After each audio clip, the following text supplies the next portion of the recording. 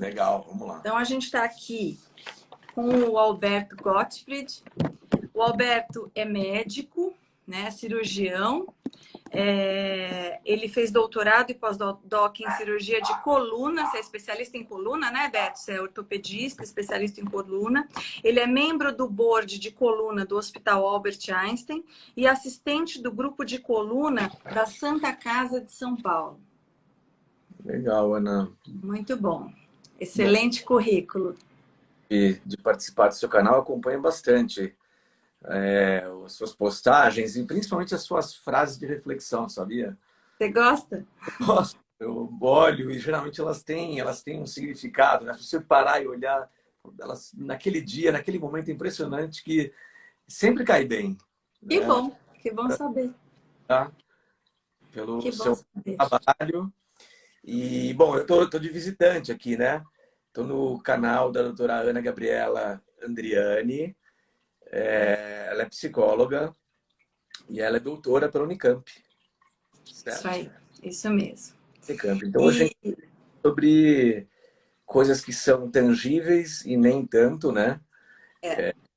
Ortopedia é um negócio, é uma área da medicina que geralmente a gente escolhe para ser resolutivo, né? Ou seja, opera, não opera, imobiliza, não imobiliza, são coisas muito imediatas, né? E a psicologia não tá tão... tá e não tá, né? Na verdade. E eu acho que vai ser muito legal a gente traçar alguns paralelos aqui, ver aonde a gente se aproxima e aonde a onde a gente... gente se distancia, exato. A gente ficou pensando, a gente sabia que queria fazer uma live juntas, né, Alberto? E a gente ficou pensando que ponto poderia ser um ponto de encontro entre nós. E aí nós pensamos em um ponto em comum e que a gente acha que é muito complexo, não? Então a gente não tem a pretensão aqui de abarcá-lo totalmente, mas que é um ponto muito interessante, né, ao mesmo tempo que complexo, que é eu falar um pouco sobre a dor, né, a dor física e a dor psíquica. E aí queria começar fazendo uma pergunta para você, que é assim, como é que você... Primeira coisa, qual que é a diferença entre uma dor pontual, e aí a gente está falando da dor física, claro, uma dor pontual e uma dor crônica? E depois, como é que você identifica que tipo de dor que o teu paciente está sentindo? Se é uma dor pontual ou se é uma dor crônica? Essa é uma ótima pergunta e existem definições para isso, né? Que é nada mais do que a temporalidade. Uhum. Por definição, a dor aguda é aquela que acontece até 3 semanas, sintomas, isso é agudo. Existe a dor subaguda, que vai entre 3 semanas e 3 meses, e a dor crônica acima de 3 meses. Essa é a primeira pista que eu tenho, é entender quando começaram os sintomas. Às vezes isso é fácil, né? Então, por exemplo, o paciente às vezes sabe o dia e a hora que a coisa pegou. Então, vou dar um exemplo bem típico de dor aguda, super fácil de identificar, né? Você abaixa para pegar algum peso, uma criança, por exemplo, o seu cachorro, e pá, trava ali na Sente hora. aquela dor. E aí você fala, olha, eu escuto, né? Olha, eu senti isso há 3 dias, ou há uma semana e tal. Então, essa é a dor clássica aguda, né? Tem a dor que você não consegue identificar exatamente quando ela começa. Então, fala, poxa, eu estou sentindo isso há algumas semanas, mas ela vem piorando. Então, você não sabe exatamente quando ela começou, mas tem uma ideia que não faz tanto tempo assim, né? E tem inúmeras causas, a gente pode falar isso daqui a pouco, na minha área, né, como ortopedista de coluna. E tem as dores crônicas, que o paciente chega e fala, olha, eu sofro da coluna desde sempre. Uhum. Com uma certa frequência. E aí ele começa a contar o que motivou aquela consulta em si, porque em geral essas dores crônicas elas vêm em ciclos de agudização. Uhum. Há um tempo, aí trata, fica bem, aí piora, Uhum. vai e volta, e ele procura ajuda num determinado momento por uma piora. Então a gente chama de dor Uhum. agudizada, né? Então Assim, de maneira bem simples, é assim que eu divido. Tá. E qual foi mesmo? A segunda pergunta foi como é que você identifica se o paciente está tendo uma dor pontual ou uma dor crônica, mas você já respondeu. Agora, na verdade, tem uma outra. A dor crônica, ela não, justamente pela longa duração dela, ela não necessariamente está relacionada a uma lesão naquele momento, né? Ou algum problema naquele momento. Não, não. E assim, e nem sempre a dor está localizada no mesmo sítio do problema. Que interessante. Ou seja, existem dores, obviamente, pontuais, ou seja, inflamou aqui ou bateu, né? Um exemplo ortopédico. Caiu, quebrou o tornozelo, dói aonde? Dói o tornozelo. Uhum. Mas existem dores referidas, ou seja, dores distantes do alvo onde está acontecendo o problema. Então, exemplo Interessante. clássico da minha área é a dor irradiada no trajeto do nervo. Por exemplo, uma dor na perna, terrível. Sua perna dói, o pé formiga, você tropeça, mas o exame da perna não tem nada. A pele está normal, não tem inchaço, os vasos estão bonitinhos, circula bem, mas está lá na coluna um pinçamento no nervo, e isso trafega pelo trajeto inteiro do nervo e dá uma dor longe, distante do problema. Então, são dores referidas. Então, assim, dor crônica ou aguda pode ser local ou pode ser referida, e aí a gente começa a montar um quebra-cabeças enorme na consulta. Em geral, a gente tem ali meia hora para uma consulta, às vezes uma hora, depende do caso, mais ou menos complexo, e a gente vai montando pecinhas Esse quebra-cabeça. das chaves que a gente faz para tentar entender ali se a causa é orgânica puramente, se a causa é psicossomática, a gente vai falar sobre isso daqui a A gente pouco, vai falar sobre ou isso. mista, porque quem aguenta ter dor o tempo inteiro? Exato. E aí a gente vai começando a perceber nessa dificuldade do diagnóstico a complexidade de lidar com essa questão da dor, né? Não é uma coisa simples. A dor contínua, ela causa irritabilidade, causa mais dor, né? E a própria irritação também eleva uma dor ali crônica pré-existente. Então, uma coisa potencializa a outra. A outra. Dor E, e ansiedade são muito parecidas, né? é, e quais são as principais queixas que você percebe na tua clínica, no teu consultório? Poxa, isso um cirurgião de coluna é muito sortido, né? Eu atendo adultos e crianças, né? Então, vamos dividir assim, a população pediátrica, o pior problema são as deformidades, né? São as colunas que entortam. Aí a gente trata um problema que não causa dor, né? Estou falando de escoliose, né? Eu vi que tem várias famílias aqui de pacientes que têm escoliose. Escoliose, assim, rapidamente, para quem não conhece, é um termo que descreve uma deformidade da coluna. Então, olhando a coluna de uma pessoa normal, ela é reta. Olhando uma coluna com escoliose, ela é em S, tá? Uhum, E a escoliose pediátrica é o tipo mais comum de deformidades em crianças. E ela não dói. uhum. Em geral, esse é um problema legal para conversar com você, Ana, porque na escoliose a gente cuida muito mais dos pais do que dos pacientes. Porque imagina o Interessante. pai de um adolescente, né, que de repente, por uma questão da idade, não mostra o corpo, né, tem vergonha, está mudando o corpo, tem hormônios e tal, fica mais introspectivo. E tem um problema ali acontecendo que ninguém está vendo. E quando alguém percebe, pô, acho que essa menina está meio torta, vamos levar no médico. Tem uma baita de uma deformidade acentuada que às vezes é caso para colete ou caso para cirurgia. Tá. Imagina a cabeça de um pai pensando, É. meu, onde eu errei que eu não percebi isso, né? Então, Uhum. respondendo a sua pergunta, é uma das populações que eu trato. Tá. E a são adultos, jovens ou idosos, sem dúvida alguma, a dor é o problema, né? E aí a dor mais emblemática do medicina é a dor nevralgia, que é a dor que radia para o braço, para a perna, às vezes vem acompanhada de choque, formigamento, perda de força e Uhum. em geral tem uma questão orgânica, né, compressiva de nervo, ou outros problemas como fratura, escorregamento de vértebra, tem vários e vários problemas aqui, mas que levam, no final das contas, à dor, né? E aí os pacientes nos procuram por conta de dor. Entendi, entendi. Tá bom. Quero ficar só respondendo aqui algumas perguntas também. E vou aprender muito com você aqui, viu, Ana? Vamos lá.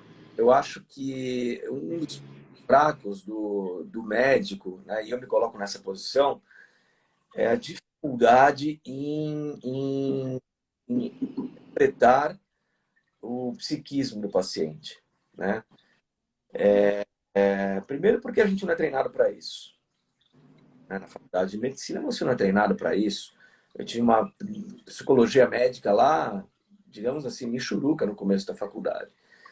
E segundo, que eu tenho, na verdade, foco em outras coisas. Eu preciso saber a coluna dele. E aí, às vezes, falta tempo e ferramenta.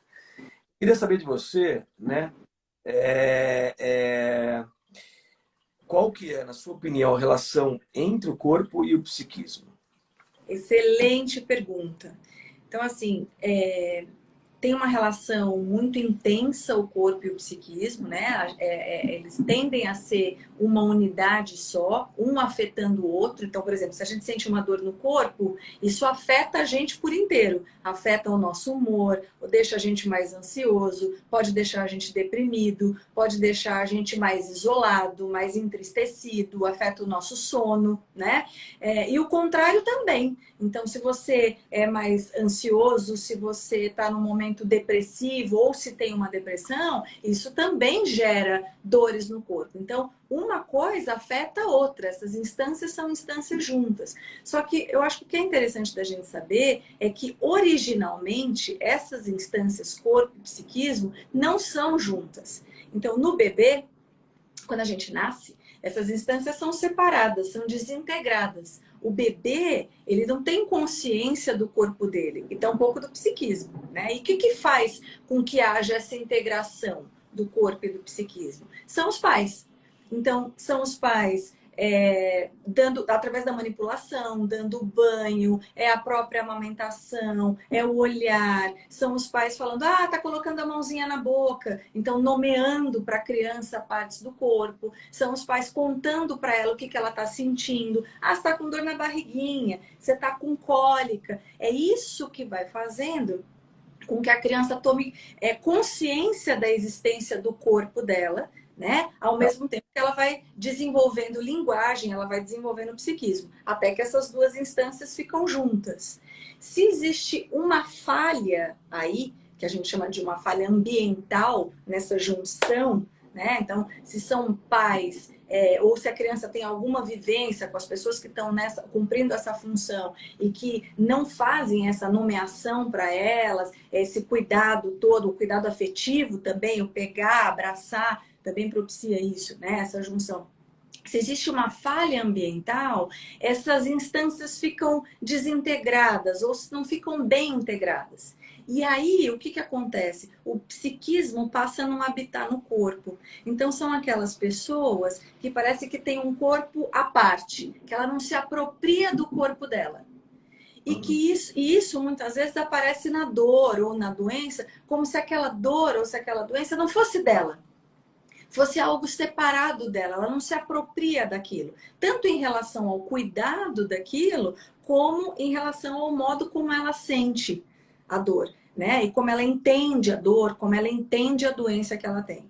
As doenças psicossomáticas, que a gente vai falar mais para frente, elas também estão relacionadas a essa desintegração. Mas sabe que é interessante? Que às vezes, assim, a gente pega uns casos no consultório de umas dores terríveis e que simulam coisas muito graves mesmo. Você fala, puxa, nos primeiros 5 minutos da consulta, eu já tento diferenciar o que é grave do que não é grave. Geralmente eu consigo. Mas os casos mais difíceis são os casos onde, por exemplo, o paciente teve algum trauma, uma separação, uma perda de um ente querido, alguém doente, que você vai pescar isso um pouco mais para frente na consulta e causam as dores muito, muito malucas. Né? E aí você começa a pesquisar e exclui todas as causas orgânicas, fala, bom, coisa ruim eu sei que não tem aqui. Aí você começa a entender um pouco melhor e pega ali, olha, teve alguma coisa ali há não muito tempo, bateu, olha, bateu com isso realmente. Eu tive ali uma desilusão nessa época e, na verdade, é isso. É o corpo respondendo. Há uma emoção, algum trauma, alguma emoção que aconteceu ali que não foi elaborada. Eu soube hoje de um caso de uma pessoa que foi assaltada e encostaram um revólver aqui na cabeça dela, e depois disso ela desenvolveu uma dor terrível nessa região da cervical, e justamente do lado que tinha acontecido o apontamento da arma, sendo que não houve nenhum tiro, não houve nenhuma lesão, não foi feita nenhuma lesão nela, mas ela ficou com Fez um aquela dor. estrago, fez uma lesão física, mas fez um baita de um estrago, né? Uma lesão emocional, né? Então a gente está dizendo que as lesões emocionais provocam lesões físicas. E a dor, ela tem um sentido, ela tem um objetivo, ela tem uma função. A função da dor, né? A gente pensa na psicologia como sendo a função da dor, a comunicação, né? Ela vem para expressar para a gente que algo está acontecendo. Acho que você também deve pensar dessa mesma forma. Se o paciente tem dor, ele tem é uma sinalização de que algo está errado ali, né? Não, Então a essa gente pergunta para você, na verdade, era qual que é a sua percepção da função da dor, né? é essa. É que E a dor, ela tem essa função de comunicação. Ela vem para expressar para a gente, para sinalizar para a gente que algo está errado. Então, por exemplo, no caso da dor psicossomática, ela vem sinalizar para a gente que algo não foi elaborado, que algo que foi sentido ali pela pessoa, que foi vivido, como por exemplo no caso dessa moça que teve a arma apontada, algo ali talvez dela ter se sentido muito vulnerável, muito ameaçada. Isso não foi elaborado, não se transformou em pensamento. Ficou só uma emoção contida, sem elaboração, e aí vem a dor física. agora eu vou fazer uma pergunta. Eu observo, né, uma percepção minha. Não é fácil explicar para as pessoas que a dor é de origem psicossomática, para os pacientes. Eles não aceitam bem esse diagnóstico. Então, eu queria aqui aprender com você como transmitir essa Uhum. questão de uma maneira que seja. Porque existe um tabu, na verdade, da pessoa falar: ele deve estar achando que eu sou maluca, ele deve estar achando que eu estou inventando coisa, que é coisa da minha cabeça. Eu estou só repetindo frases que eu escuto nesses Que últimos você escuta. uns 15 anos, né? Às vezes trocam de médico. Então, é, queria saber de você, né? Você é muito boa, muito hábil em entrar na cabeça das pessoas de uma maneira muito sutil, delicada e também convincente, né? Eu acho que um bom psicólogo faz isso muito bem. Dica que você me daria nesse sentido, quando eu acredito que esse seja o problema, como transmitir essa informação e compartilhar essa informação? Então, acho que a primeira coisa é mostrar que o psicossomático não é irreal. A dor existe. Né? O paciente que chega falando que está sentindo dor, embora ele não tenha nenhuma, eu estou chamando aqui de lesão, não sei como é que você chama, Beto, não tenha nem, Digamos assim, como? um dano físico, orgânico, Isso. Mesmo ele não, anatômico. mesmo ele não tendo um dano anatômico, ele está sentindo dor. Então é mostrar para ele que você acredita na dor dele, né? Que tem algo ali que é real. Então ele não está louco, é real o que ele está sentindo. Só que vocês não estão conseguindo encontrar uma causa anatômica para isso, uma causa fisiológica para isso. E aí a gente vai, aí precisa dizer que vai se partir para uma outra hipótese, né? De que talvez isso seja uma expressão de que algo não tá bem, de que algo não está elaborado emocionalmente, né? Na instância emocional, justamente porque corpo e psiquismo estão juntos, né? Estão entrelaçados. Então, acho que o falar que é real, no sentido de que a dor existe, já ajuda a acalmar. O que eu percebo, assim, ao longo desse tempo, né, é que a primeira coisa é sempre valorizar a queixa, Exato. dita que ela seja, e por mais atípica que ela seja, escutar, né, valorizar examinar e pôr a mão. Eu acho que esse é até para os jovens, tem jovens residentes aqui assistindo, é super importante todas essas etapas, né? E no final de tudo isso, quando necessário, lançar mão de exames complementares, né? Que o nome já diz, Uhum. complementam alguma coisa, né? Complementam o quê? Tudo isso que eu falei. Né? Complementam a história, complementam o exame físico, né? E aí, se nada, enfim, for realmente encontrado, eu acho que aí, excluindo-se todas as causas não anatômicas, acho que aí sim a gente pode falar sobre esse assunto. Né? Às vezes o paciente me pergunta de cara, você acha que é isso? Eu falei, olha, para responder isso, eu vou precisar afastar primeiro todos os problemas anatômicos locais que sabidamente podem dar isso. Uhum. Tá? Se a gente chegar nesse momento, se a gente realmente excluir tudo isso, essa tese passa a ter mais valor, mais força. Uhum. E aí, no caso de você perceber que tem uma questão emocional, né, que compõe ali a dor e que é a origem da dor, aí a indicação é de uma psicoterapia, né? Muitas vezes até de um acompanhamento psiquiátrico para que a pessoa tome um antidepressivo, mas acho que principalmente uma psicoterapia para que aquela pessoa consiga entender o sentido daquela dor, porque aquela dor tem um sentido.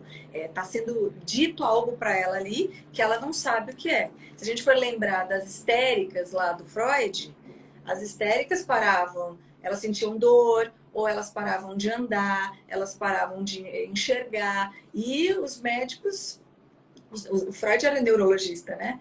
Eles estudavam, faziam 1000 exames e não tinha nada anatômico, era absolutamente emocional.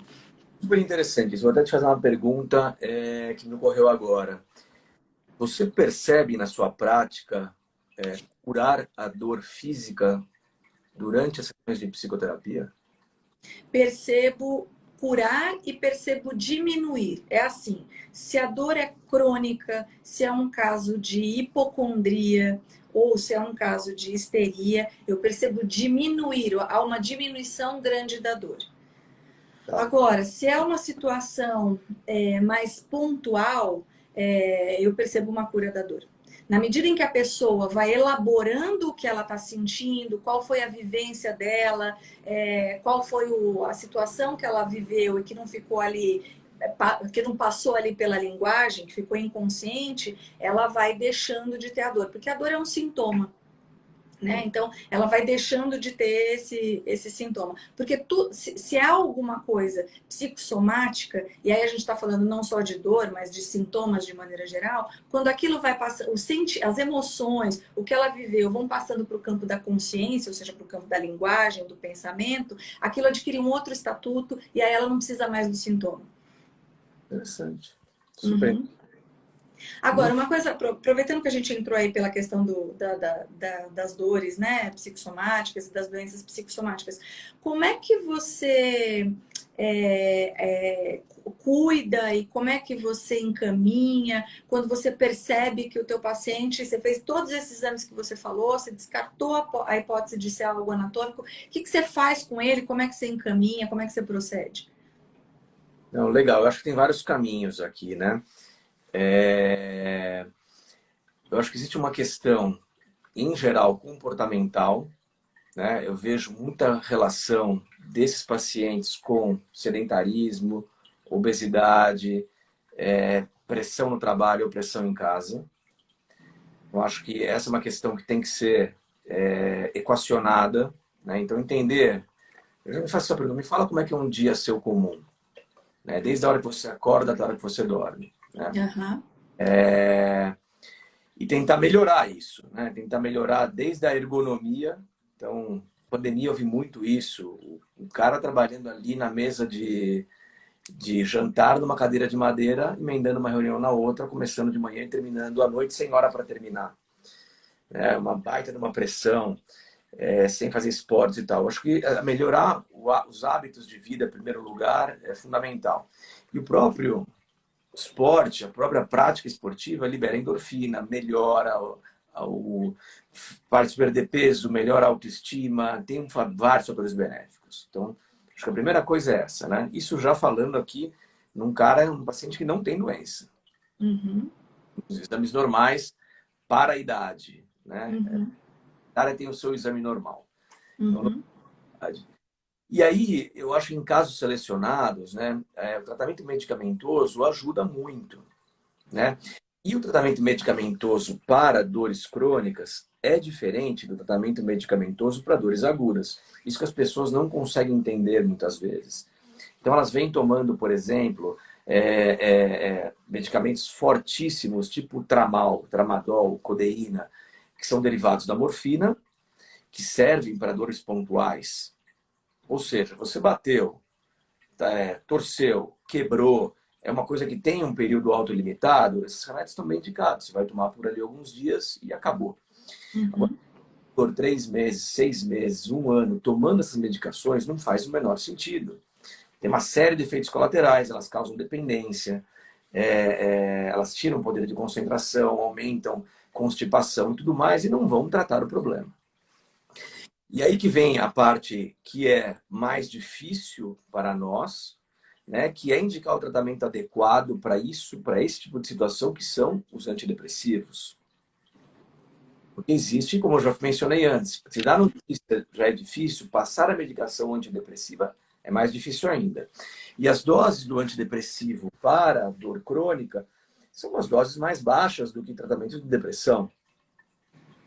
E sabidamente, né, isso não é uma coisa nova, o tratamento da dor crônica com antidepressivos funciona muito bem.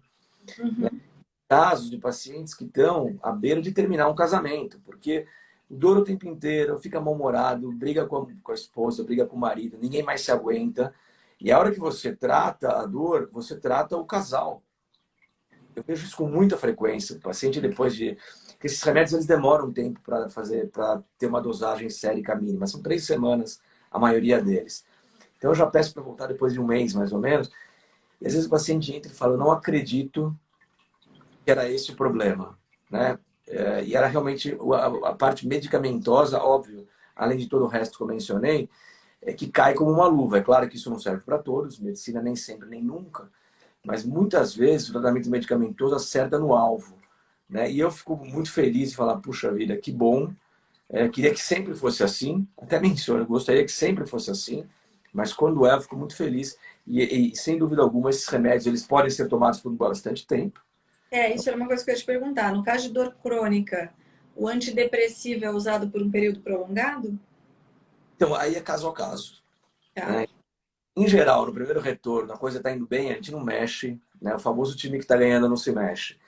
E aí passa um tempo, né? Vai caindo a ficha de que não existe nenhum grande problema de saúde, né? A questão era realmente mais mental do que física.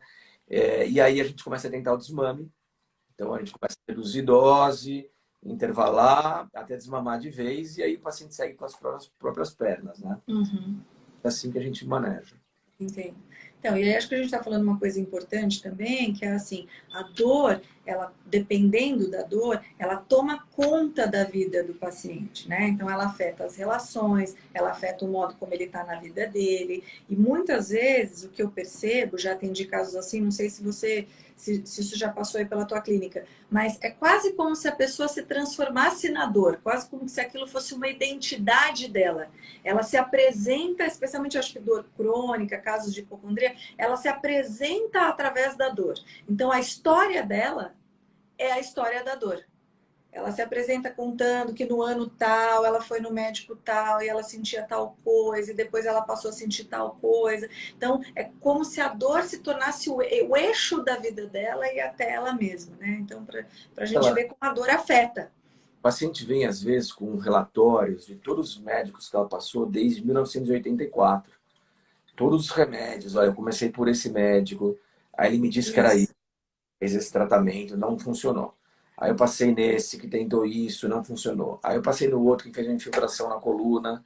A gente vive uma epidemia de infiltrações, né? Eu adoro infiltração para alguns casos, mas eu acho que infiltração é para casos selecionados, né? Obviamente, a gente começa por muitas outras coisas antes de infiltração.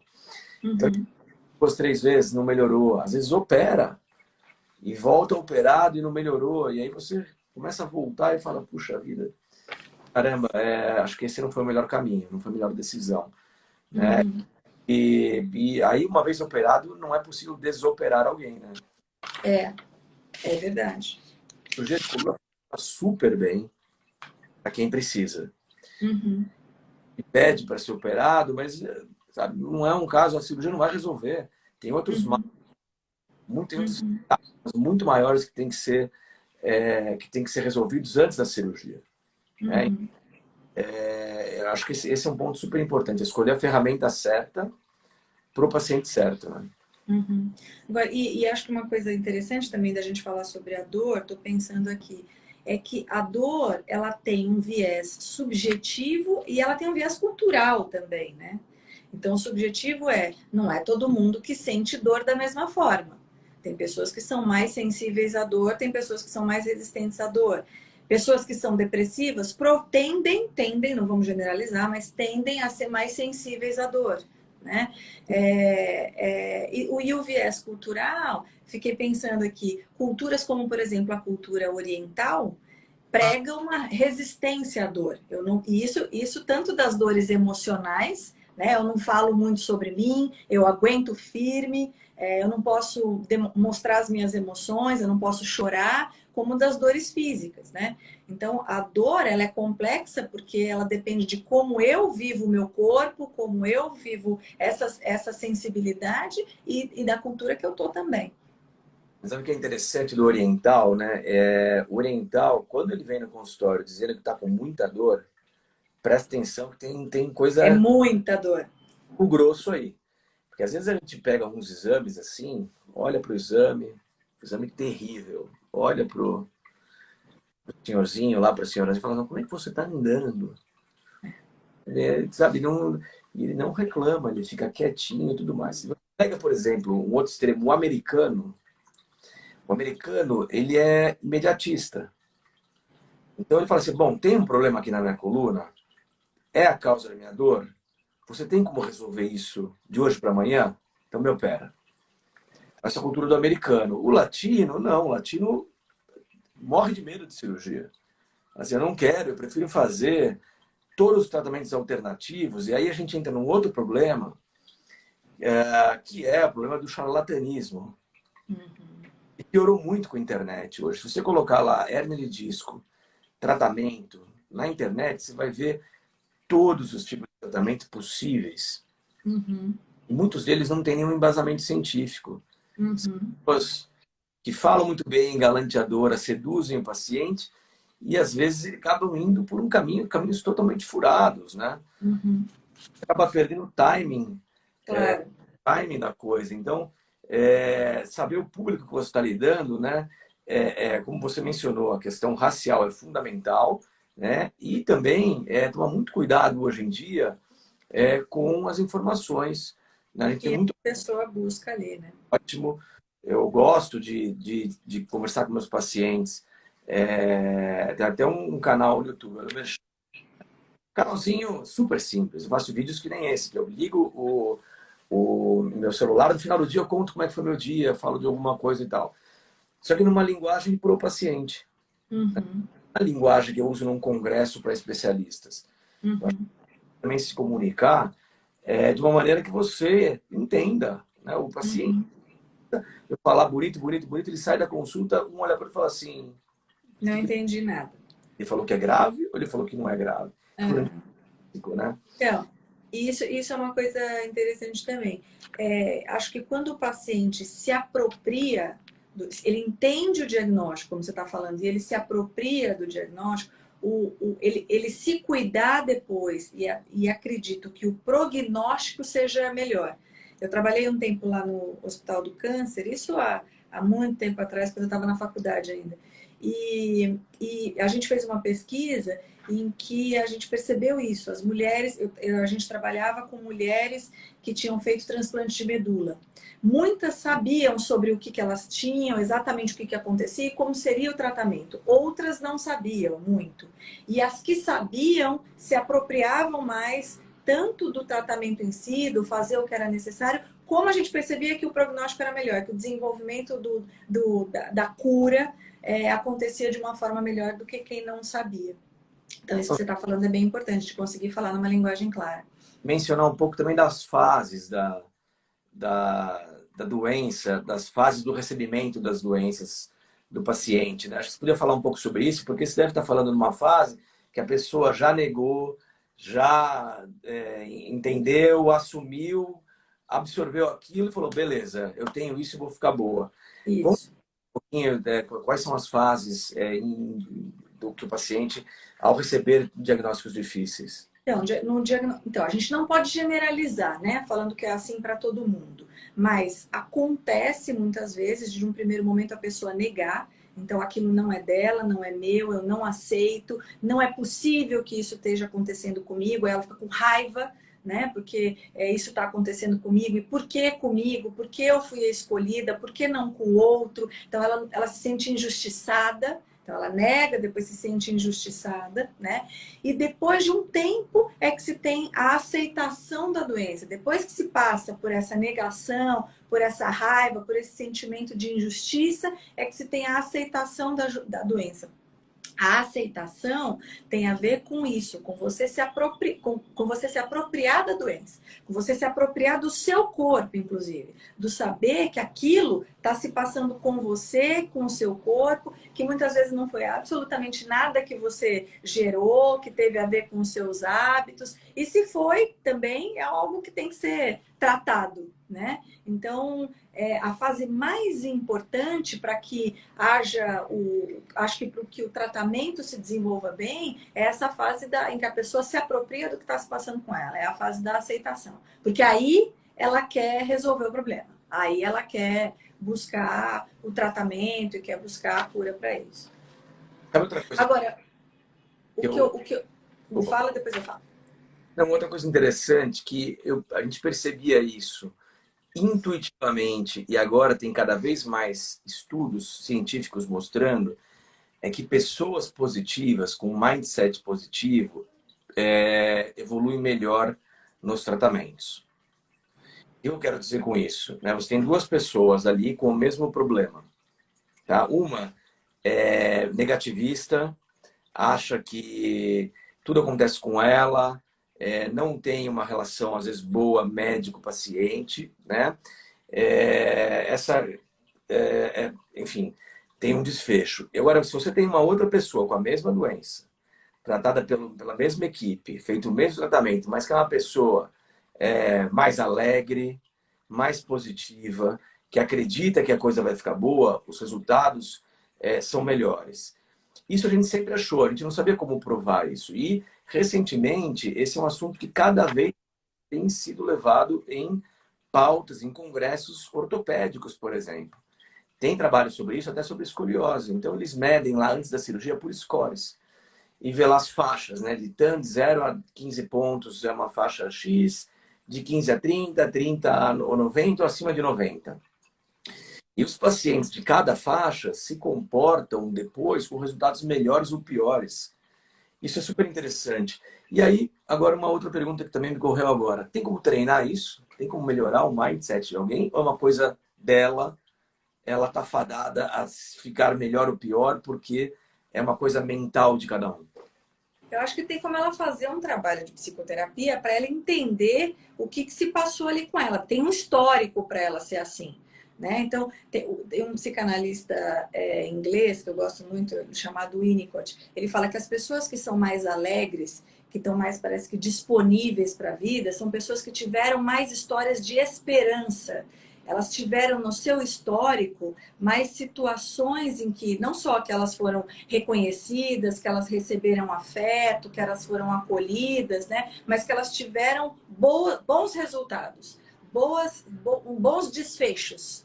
Então, não é à toa que essa pessoa que chega no consultório mais deprimida e menos esperançosa seja assim. Porque ela tem um histórico já familiar e talvez escolar, de trabalho. Ela teve relações menos esperançosas, que fizeram com que ela não desenvolvesse esperança. Então, o fazer um trabalho de psicoterapia ajuda, né? Ajuda tanto a ela entender o que se passou com ela, como a ela poder buscar esperança. Porque, claro, a vida tem dor. A gente não pode negar que a vida tenha dor, dado que a gente está falando de dor aqui, né? Mas a vida também tem esperança. A vida não é só dor. Perfeito. E essa era uma pergunta que eu ia te fazer sobre os desfechos, né? Eu ia te perguntar se você percebe que um paciente que é mais ansioso, um paciente que é depressivo, que isso afeta o prognóstico dele, o desfecho do caso. Não, afeta totalmente, né? E essa é uma pergunta que a gente se fez, é até um estudo que um dos nossos residentes lá do Einstein está fazendo. Na verdade, minto, é um aluno da graduação, né? Tá no segundo ano da graduação. Que era o seguinte, né? Era avaliar o status emocional da cirurgia de coluna. Então, todos eles tinham uma compressão de coluna, né? Alguns eu estou vendo que estão por aqui na área, uns que foram tratados e operados aqui, e preencheram questionários, estão preenchendo questionários, que era o seguinte, vamos avaliar então, de uma maneira muito simples, até depois uma pergunta que eu vou te fazer, se a pessoa é ansiosa e ou depressiva, e vamos ver, depois de 6 meses da cirurgia, se os depressivos ansiosos estavam melhores ou piores do que os não. Ou seja, qual a ação da ansiedade nos resultados. E assim, esse trabalho não está pronto ainda, a gente está numa fase de tabular dados, mas a gente teve uma reunião recente, e a impressão inicial é de que a melhora da dor... Olha lá, uma pessoa está falando que preencheu. Ah, é? Então já está se... Já tive aqui, legal. E aí, o que a gente está percebendo, né? Que a dor, pelo menos nessa nossa amostra, tá? Isso obviamente não pode ser generalizado para todo mundo, mas nessa nossa amostra, a melhora da dor melhorou a ansiedade no final. E ter ansiedade antes não mudou nada nos resultados depois. Então, com isso, uma das conclusões vai ser que a ansiedade ela foi mais consequência da dor do que causa. E causa do problema. Pelo menos para essa amostra de pacientes adultos com hérnia de disco lombar ou estenose que foram submetidos a uma descompressão. Essa é uma vai mostrar em breve. Interessante, muito interessante. Agora, é o que a gente estava falando, né? As emoções afetam o corpo e o corpo afeta as emoções. Então, no caso você está dizendo aí da ansiedade, o corpo sentindo dor, a pessoa fica mais ansiosa. Isso. Da mesma forma que uma pessoa que tem uma dor crônica, ela pode se tornar depressiva, porque ela vai conviver com aquela dor sempre, e aí ela se isola, e aí ela não faz atividade física, e talvez ela não durma direito por conta da dor, né? E ela vai ficando mais entristecida. É um ciclo super difícil de quebrar. Um ciclo muito difícil de lidar. Quebrar. Exato. Assim, dizer que ele vai cavando para baixo, vai entrando numa espiral negativa que o tratamento tem que ser multifatorial. Exato, tem que ser. Tem que ter o remédio, tem que ter a vontade dele em ficar bom. Nada adianta você querer curar, eu também querer curar, e o paciente não querer se curar. Exato. E agora é importante também haver o diagnóstico, estou pensando aqui, né? O diagnóstico de quando é uma situação, quando o paciente chega para você, de quando você está vendo alguém ali numa situação de depressão, numa situação de crise de ansiedade, numa situação de burnout, né? Sabe que eu sou um privilegiado nesse sentido, né? Eu sou psiquiatra. Porque o quê? Sou filho de psiquiatra. É verdade. Meu pai é psiquiatra. Então, assim, extremos, né? Ele simplesmente sai da minha consulta e agenda já com meu pai, faz ali uma conferência em família e são vários casos, porque dor nas costas muitas vezes é manifestação somática de uma questão maior, como a gente já mencionou no começo, né? A sua pergunta, né? Quando eu tenho essa impressão, casos mais leves eu medico. Tá? Eu medico e quando vai bem, ótimo, eu sigo. Agora, quando a primeira linha de tratamento falha, então, assim, eu mencionei casos vencedores, vitoriosos, que o paciente chega, me dá um abraço, família, todo mundo feliz, contente. Mas, obviamente, nem sempre é assim. Quando eu sinto que eu falhei na primeira tentativa, eu já passo a bola. Tá? eu não sou psiquiatra, eu não sou o melhor manejador de antidepressivos. Eu consigo ir bem até a primeira classe dos antidepressivos e quando isso falha, eu peço ajuda. Em geral, Uhum. como eu falei, em casa eu tenho essa facilidade. E aí, o que perceber ali? O que notar, por exemplo, num paciente que chega ansioso? Então, acho que é a questão da aceleração dele, né? Observar como é a aceleração dele, se ele é agitado, se ele conta muitas histórias de cuidados que não deram certo, se a vida da pessoa está girando em torno da doença, ou como ela é, como você falou que você faz nas relações dela de trabalho, como é a dinâmica de vida. Então, acho que isso é importante de olhar para o diagnóstico de uma ansiedade, de um caso mais agudo de ansiedade ou até mais crônico de ansiedade, né? E estou pensando aqui no caso de uma depressão, um paciente mais depressivo, provavelmente ele vai apresentar para você uma tristeza excessiva, uma tristeza sem necessariamente uma localização, no sentido de haver alguma situação que desenvolveu, que desencadeou aquilo. Então é diferente o paciente que chega contando que está com uma dor e que faz pouco tempo que a esposa dele morreu, por exemplo, né? Ou que ele perdeu alguém muito querido. E o paciente que fala de uma tristeza, de uso de antidepressivos já mais longo. É a diferença lá da dor pontual para a dor crônica, né? Essa é a diferença, parece que se a gente for estabelecer um paralelo entre tristeza e depressão. Então, a depressão, ela também fala do tempo, como você disse, da dor crônica. E Legal. é algo que não tem uma causa pontual, não necessariamente está relacionado a algo que aconteceu ali naquele momento. Então, isso é também para ser observado. E eu concordo com você que o atendimento multidisciplinar é a melhor saída para essas situações. Legal. A gente está entrando aqui na reta final. A gente tem aí Sim. 15 minutos. Eu tenho algumas perguntas, na verdade, eu quero aprender com você. Tá? Vamos lá, vamos ver se eu consigo É, ajudar. a gente comentou aqui, enfim, ao longo dessa conversa, né, que os fatores emocionais eles prejudicam o tratamento. Às vezes eu consigo perceber isso. Uhum. Às vezes eu percebo, por exemplo, depois de ter feito uma cirurgia até, que aquele paciente não estava pronto mentalmente para receber uma cirurgia. E pode Uhum. ser isso, né? É difícil para ele, difícil para mim, difícil para o familiar.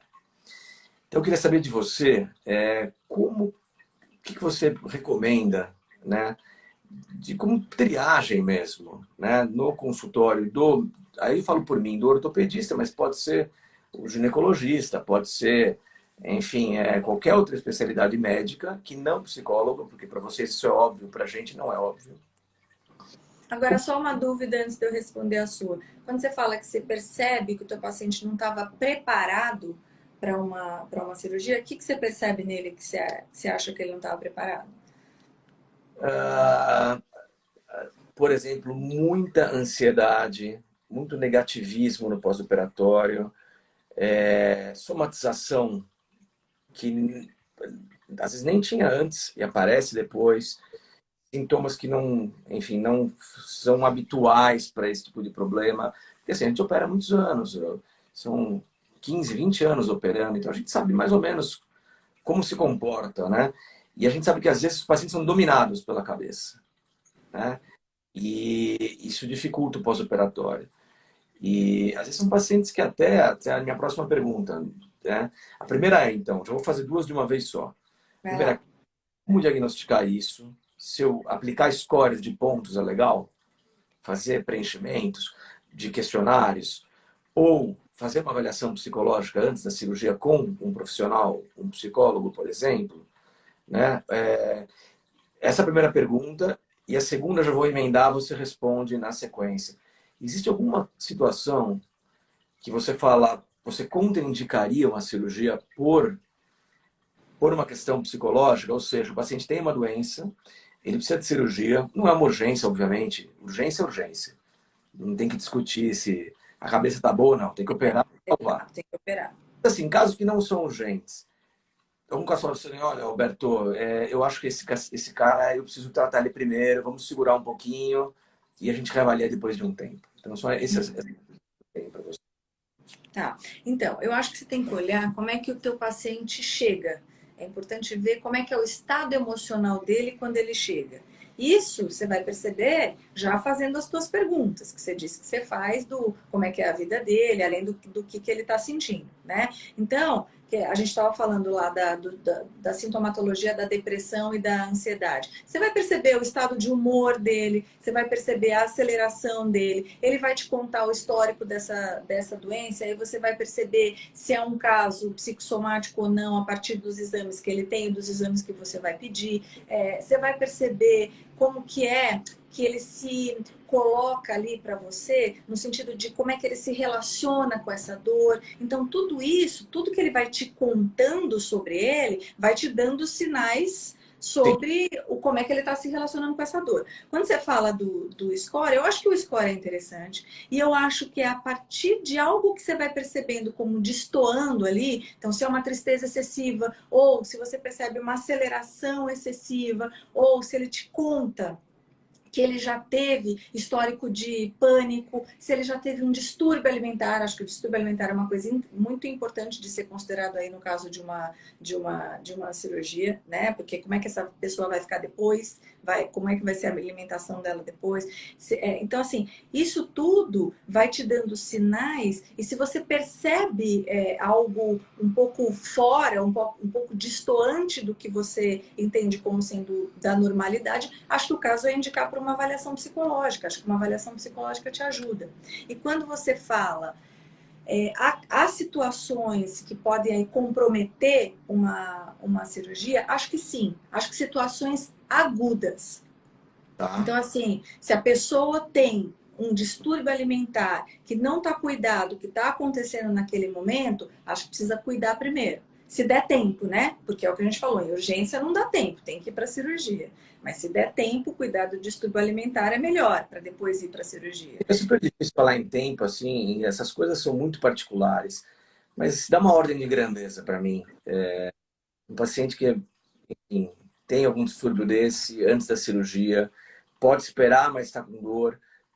A gente está falando o quê? De semanas, de meses? A gente está falando de meses, a gente está falando de pelo menos uns 2 meses, né? Ele, supondo que ele esteja em acompanhamento psicoterapêutico e psiquiátrico, porque muitos desses casos precisam de medicação também. Aí a gente está falando de 1 mês, 2 meses, para que ele estabilize, para que daí possa ser feita a cirurgia.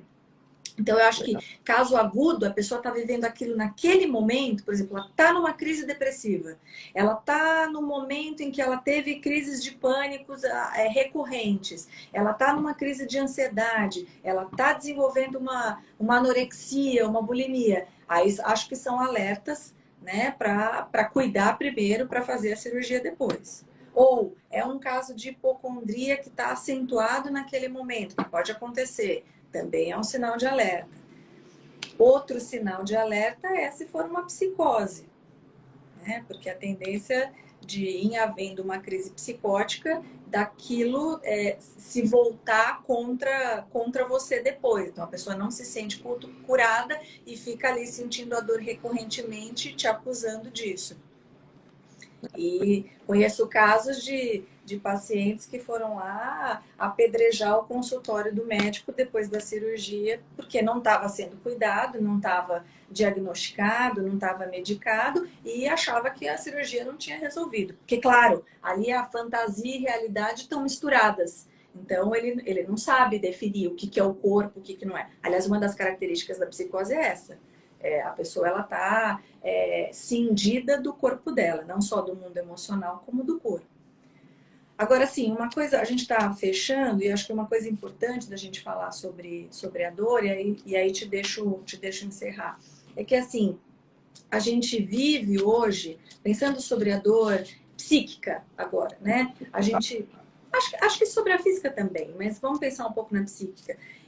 A gente vive hoje num momento em que não se quer sentir dor, né? Então, que a gente tenta comprar a felicidade, viver a felicidade, vive numa obsessão pela busca da felicidade, como se isso... Oi? E dar a felicidade para todos, né? Isso, como se isso fosse possível num estado permanente, né? E quando na verdade a gente tem momentos de felicidade, e como se fosse possível viver sem dor. E não é possível viver sem dor. A dor, ela faz parte da vida. Quando eu atendo pacientes em que o psiquiatra ele dá remédio no sentido de tirar completamente a dor da pessoa, eu não gosto. Eu preciso que ela viva a angústia. Por quê? Porque a angústia, a tristeza, que estão sendo a comunicação dela com ela mesma ali. Ela precisa entender o que está se passando com ela para ela conseguir elaborar. Então, não é, a questão aqui não é a gente fazer uma apologia à dor, mas assim, a dor, ela é uma das nossas emoções, ela faz parte, ela é protetora, ela sinaliza pra gente algo. E a vida tem dor, né? Então, a gente acreditar que a gente pode viver uma vida sem dor, ou que o saudável é viver sem dor, ou que nós somos fortes se nós vivermos sem dor, não é verdade. A força, um ego forte, a gente forte, significa a gente ter recursos emocionais para lidar com a dor. É a gente viver a dor e saber, olha lá a esperança, que a gente vai sair dela, que a gente tem recursos para sair dela. Mas é super importante a vivência da dor, ela faz parte da vida, faz parte das nossas emoções. Eu realmente, isso para mim foi novidade. Aprendi muito com você. Eu também. Gostei bastante desse comentário final. Acho que o pessoal também gostou de vários comentários aqui. A gente tem um tempo limitado, infelizmente. Está super gostosa a conversa. Mas temos que encerrar. Vários comentários aqui de pacientes. Obrigado, pessoal, por terem acompanhado. Acho que vai ficar gravada, né, Ana? Você, assim que vai ficar gravada. Eu vou relembrar aqui como é que grava assim que eu encerrar, mas parece que aparece a possibilidade de gravar. E vou relembrar aqui para gravar para a gente. Eu perdi umas lives assim, mas acho que na hora que você termina, ele já pergunta se você quer compartilhar. E vai ficar gravado para todo mundo.